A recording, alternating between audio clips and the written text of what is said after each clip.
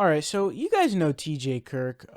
He's a great YouTuber. I did an interview with him that I thought was pretty good. He's a cool guy. He's a really good guy.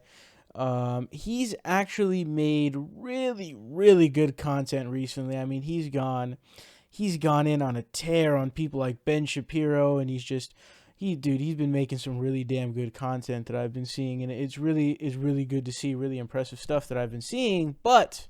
Amidst that I guess, monsoon, if you will, of good content, there's also one video that I took massive disagreement with.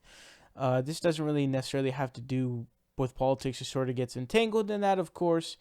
But this video is entitled "Why I Don't Vote," and yet in parentheses. Now, you guys are gonna see what he's gonna say. I'm gonna play a clip of it, and I'm going to explain why I disagree with this. Here's the thing.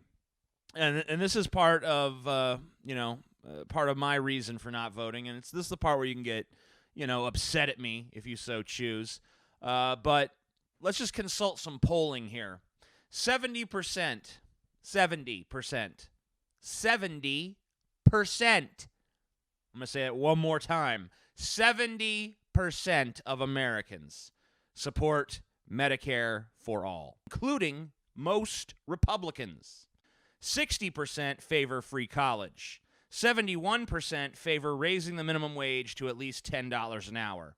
Now, I have both liberals and conservatives in my audience, and I'm proud to have both of them here. But whether you agree with those policies I just said or not, you'd have to agree that it's a no-brainer for Democrats to adopt this platform. But few have. I mean, you have the occasional Bernie Sanders or Alexandria Ocasio-Cortez, but the majority of Democrats are cut from a more Nancy Pelosi or Chuck Schumer cloth. They pay some lip service to progressive ideals to get our votes, but they make no firm commitments to fighting for them. Why? Because it enables them to keep suckling the corporate teat, to keep serving the elites while only paying lip service to common people. It enables them to run a campaign based on fear and divisiveness, and then to just get back to business as usual. They run against America's present, but not towards America's future. They run against the puppet show, but they'll never run against the puppeteers. Once again, 70% population supports Medicare for all. You'd think it would be a no-brainer, but it's a non-starter. The majority of the Democratic Party is just Republican light. No left-leaning person should find that tolerable because it means that we are being erased from the discourse, even though there is majority support for many of our key ideas. So, to all the get out and vote Democrats, I will vote under certain conditions. But I will not vote for a Republican-light candidate that I don't want just because the alternative is slightly worse. Because here's what you don't get. My apathy is also a vote. It's a vote for a Democratic Party that has to work for my turnout. People like me, liberals who don't vote, won this election for Trump. And I can't speak for all of us, but I can speak for myself in saying that I did it to show you Republican-light politicians that you need us. I did it to send you a message that you can't ignore our values if you count on our support. I will not vote for you to represent me if you refuse to do the job of representing me. And maybe I'm the only one that feels that way. Because I don't speak for all non-voters. There's lots of people who don't vote for lots of different reasons. So maybe I'm the only one who feels that way. But I doubt it. There is no amount of terrible that this country could get that would prompt me to vote for the lesser of two evils. And maybe that sounds awful. Maybe it is awful. But it's what I feel is pragmatic, because no party is going to change when it's in power. Only defeat will bring about change. When you're winning the game, you don't change your strategy. You change it when you're losing. I'm hoping that one day soon, Democrats will be desperate enough for votes that they'll actually have to do something for us. So to all the liberals out there who are desperate to knock the GOP out of power, I say this: I don't vote, but I will. Here's the criteria. If you want me to vote, if you want us to vote, the disenfranchised liberals who didn't vote in 2016, then here's what you got to do. You got to give us something worth voting for. All right, so there's quite a bit to say about this. I guess I'll start out with saying that the idea that he's uttering, I can be sort of sympathetic towards in a certain way, but not all that much after seeing what is going on now and what has happened. So the argument TJ is proposing is, despite all of the statistics showing that, like he says, 70% of the United States, 70% of Americans support Medicare for all. Despite that, Democrats refuse to run on the platform of Medicare for all. Spare your exceptions, such as Bernie Sanders and Ocasio-Cortez is the way that he said it. They're saying, oh, we just need to stick with the ACA. We need to just do minor upgrades on it. And rather than truly being full-on progressive, they are rather these sort of Fox progressives, and they are rather corporate Democrats. And that's sort of what he is trying to get at. Now, and so his conclusion is, I just don't vote, period. Which is pretty crazy, to be honest with you. But this argument would make sense in a vacuum. If there was no opposition, this would make sense. So if there was no Republican Party, which is in constant, fervent, massive opposition at all times in the United States, we have massive opposition going on a daily basis. The Republicans attempting to repeal or to place whatever they want to into government. It would make sense if that didn't exist. Then yeah, okay, then I guess your protest vote may work. But even then, I don't know, because the idea that the Democrats are going to change because you didn't vote for them, I don't think that necessarily would even happen. I don't even know if that would actually happen, because a lot of these people that we're talking about are pretty self-entitled. People like Dianne Feinstein, who, are these corporate Democrats who've been in office so long they're out of touch with the people of the United States, and for whatever reason they get voted in anyways. So here's another thing too. This is why I say this is just objectively a bad idea. I think it's ridiculous what he's saying. Assuming my understanding of what he's saying is he just completely doesn't vote. Like, he doesn't even register. He just stays home. That is legitimately the worst. I think objectively we can all agree on that. Because, dude, you realize when you go to vote, you're not just voting for president, right? Like, you're voting for a ton of things. I mean, I just voted in the midterm elections in California.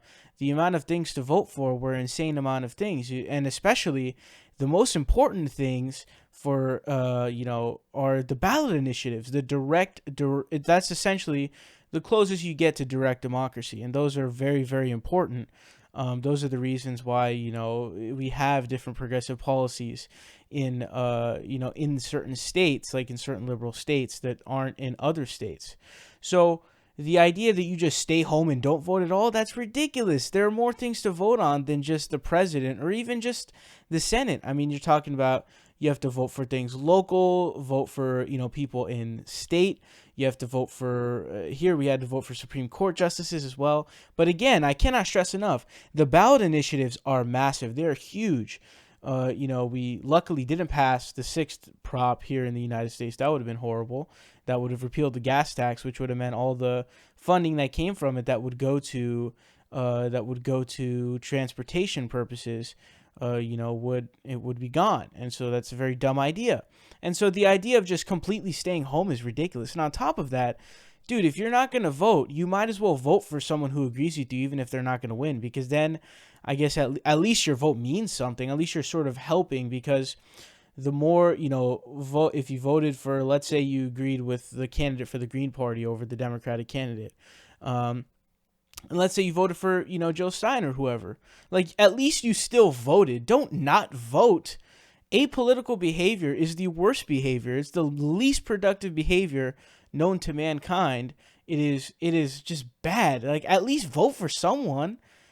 Vote for the person that agrees with you. I don't understand why you wouldn't vote at all. That doesn't make any logical sense to me personally, because if you are going to not vote, you have the ability to vote. So why not give that vote to the Green Party instead? I would prefer you giving the vote to the Green Party than not voting at all, because then at least you're exercising your right to vote, but also, I mean, you're at least helping the left and the movement in a certain way. So, and again, there's ballot initiatives and many, many different things that you have to vote on. So objectively, the idea of not voting, period, is just dumb. It's stupid. It's ineffective. It is counterproductive, and it just doesn't do anything. It's a really, really bad idea. And generally speaking, having and promoting apolitical behavior does not benefit us in any way, and you know that, TJ. You know that. There's no way that you could argue that that would be in any way helpful. And the thing is that basically he says that the Democrats are Republican light, right? And that's true to a certain extent, but let's be real here, okay? There is a massive difference between someone like Hillary Clinton and Donald Trump. I think that TJ is under some delusion. I don't know. Despite all the good content he's making, I think there's some sort of a shell of his anti-SJW self still there, which is not recognizing the vast differences between Hillary Clinton and Donald Trump. What are some examples of that? There are many of them. For example, we're talking about the ACA, the Affordable Care Act, right? The one that gave millions of Americans health insurance. There's a huge difference between Donald Trump wanting to repeal it, and he almost did it, by the way. He got insanely close. We lucked out with a miracle of it not being repealed. So what we're talking about here is Hillary Clinton would not have repealed the ACA in any way. And by the way, the individual mandate, which is the foundation of it, and which we'll probably see shakeup soon enough, because of the way that the insurance system works. If you don't have the individual mandate, it's going to make premiums more expensive because there won't be a balancing effect. And so the foundation of the ACA is already gone, the individual mandate. That's what holds everything together. Now, the individual mandate is not the best route in any way, shape, or form, but it is a necessary thing for the ACA, for Obamacare. So there's a massive difference between, think about it this way, ACA gone, we lose 20 to 30 million people losing health insurance. And you think that they are in some way just slightly different. No, TJ, the difference between 30 million people having health insurance and not having health insurance, that's not a slight difference. That's a massive difference. Things like the Iran deal, right? I don't think Hillary Clinton would have backed out of that. The Paris Climate Accord, I don't think Hillary Clinton would have backed out of that.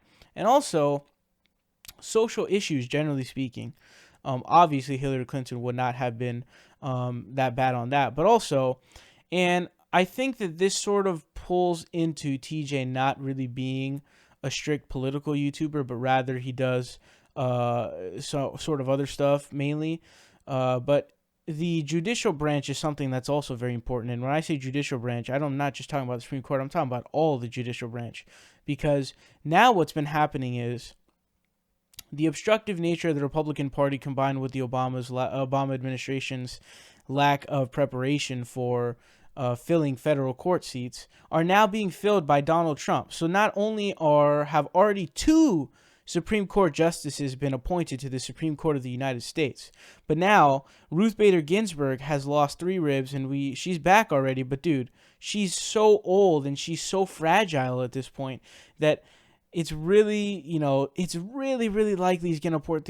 If he ends up appointing 3 Supreme Court justices of the United States, the left is done. It is completely done because the Supreme Court can shut anything down and there's no check on the Supreme Court. Once the Supreme Court makes its decision, that's it. It's a wrap. The Lochner era Supreme Court.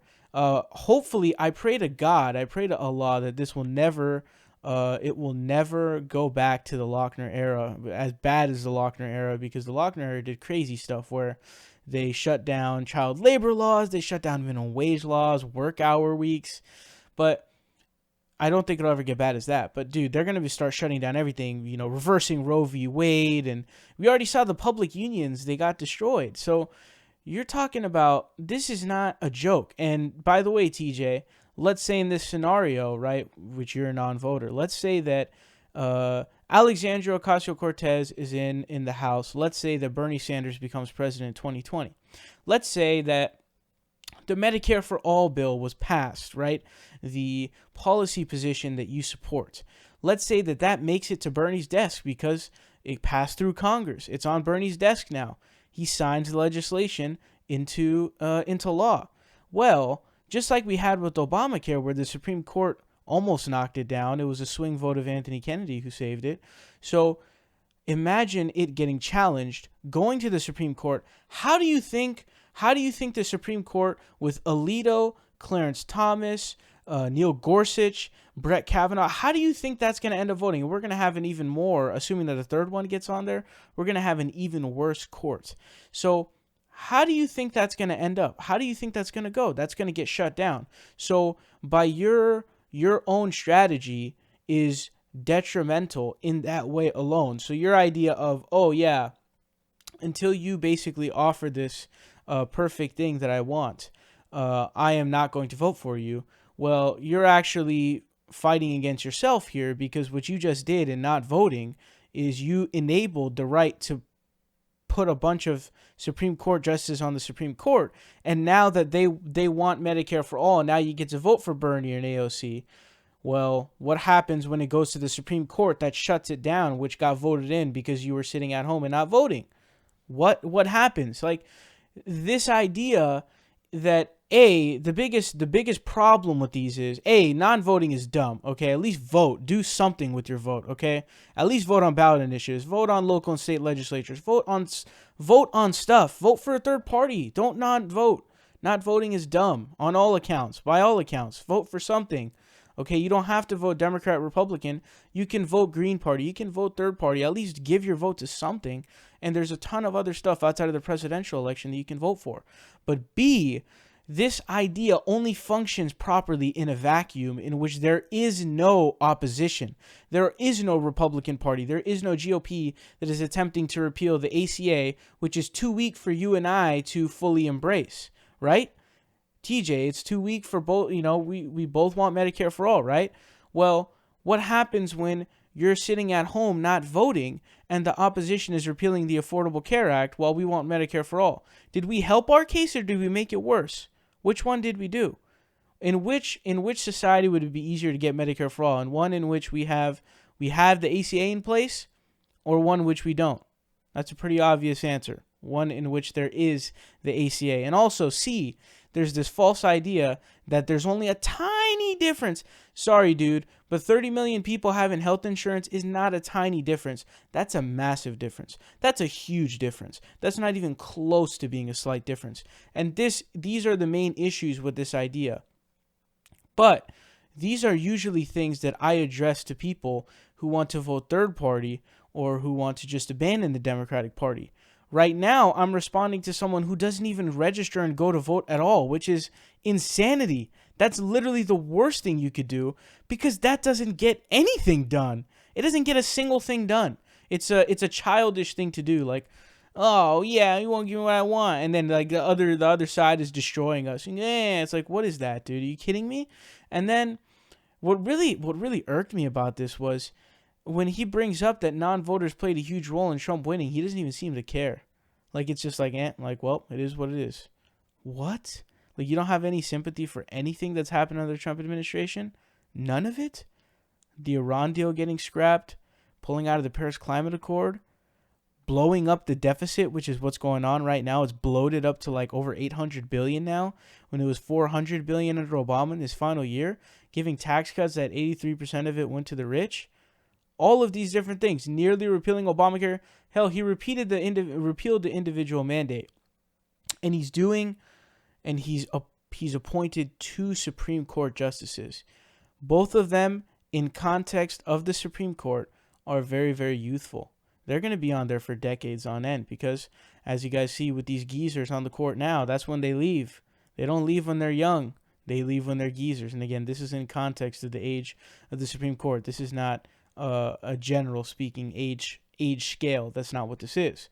So, A, non-voting, dumb, objectively speaking. Vote for something. Even if you don't want to vote for the Democrat or Republican, take part in pushing progressive policy. Vote on ballot initiatives. Vote for the third party if you have to, because you don't want to vote for either of them. It's better to vote third party than not vote at all. It really is better to do that. B, there's not a slight difference between the Republicans and the Democrats. That's hilarious to think. And 3, while you sit at home and just, say, like, I'm not going to go to vote, you know what happens? 2 and possibly 3 Supreme Court appointees, which will be able to shut anything we want to pass down when we get power, have been appointed. The ACA was nearly repealed. Individual mandate repealed. Tax cuts for the rich put in place. deficit exploding. I mean, how many things are going on while you're doing this? This is a horrific strategy that doesn't help. And also, I think the idea that they only will change when they're losing, I can't disagree with that more. I think we're in a better position to pressure them when they're actually, I think that we have a better chance when they're actually there, because then we can actually push them leftward. But when you're in a conflict of being able to get anything, to get anywhere, you're not really going to get much change. But if you have them in power and then you push left because now you're in a safe area to where you're not in danger of getting swiped by the right, I think we'd be able to do more. And Noam Chomsky agrees with that. And so I think that this, and I find it scary with the amount of agreement that was given by his fans. But I will say that it seemed like a lot of people did vote, but they just didn't vote Democrat or Republican, which is not what TJ is advocating.